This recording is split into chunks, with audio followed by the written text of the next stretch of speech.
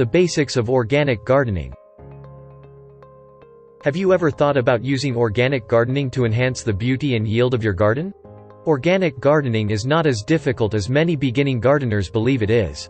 It is true there is a bit more work and increased attention levels to the details of an organic garden than a regular garden. However, with the proper guidance you will soon discover it's not anywhere near as difficult as you thought it was. The basic information in this article will provide the knowledge you need to get a head start on organic gardening. No matter if you are a beginning gardener or an experienced one, your primary goal is to have the absolute best looking and highest yield garden that you can produce. It really doesn't make any difference if the garden is going to be for flowers and bushes or a vegetable garden for your own table. One of the best ways to do this is to have an organic garden. Wait a minute, what is an organic garden, you ask? Very simply, it means that all natural materials are going to be used to help whatever you decide to plant, to grow. In other words, you want to go green, and will not be using artificial additives or sprays to the garden dirt or plants. You must understand that an all-natural space, for your plants and veggies, is going to take some work and dedication, by you, to prepare the specified area properly. This means you will need to add natural ingredients such as table scraps, scraps of paper, grass cuttings, coffee and tea grinds, etc. to make sure adequate nutrients are in the soil.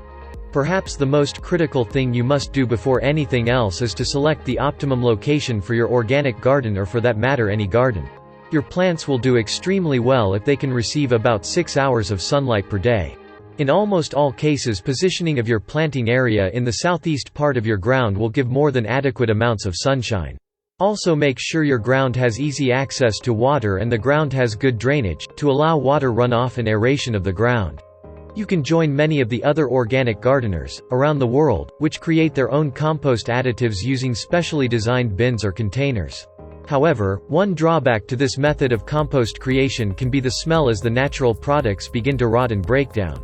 If the stench will cause a problem for you and your neighbors, you can purchase all natural compost from a great many of the nurseries, hardware stores and the garden centers located in your town. Once you have acquired your own compost, from a retail outlet or your own compost pile, it is time to mix it with the designated area for your garden. The first step obviously is to till or break up the ground so the compost can be added easily and evenly throughout the dirt. Once it's been added to the broken ground, the next step is continue working the dirt so the compost is well blended into the garden. Throughout the next several weeks, be sure and water the soil every other day or so, with an occasional working of the dirt. The added moisture and airing of the dirt will speed up the process of the natural fertilizing of your garden. As you can see, the practice of organic gardening is not difficult. It just takes a little persistence and work on your part to have a more beautiful and high-yielding garden.